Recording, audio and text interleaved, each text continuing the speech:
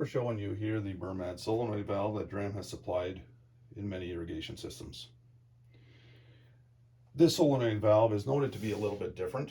This one is you have a manual control underneath the solenoid. This is a trio version, which is identified by a green ring. When turning the toggle to the far left, you go to a manually open position. You turn the toggle to the far right, you go to a manual closed position. It's important that the toggle is always in the upright auto position when you are connected to an irrigation controller. What makes this valve a little bit different is the solenoid and the plunger inside of the solenoid.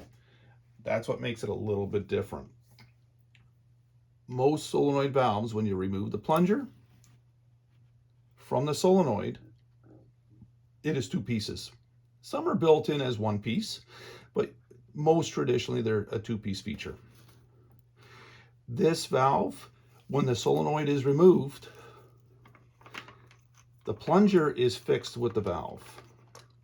The solenoid comes out and the plunger is fixed with the valve.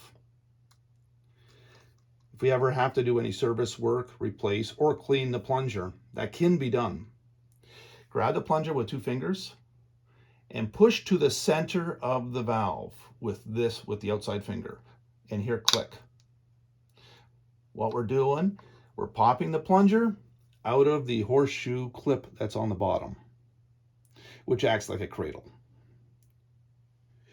To reattach it, you're going to grab the plunger, put it in diagonally into the clip, and here click back into place. And you're going to reattach your solenoid.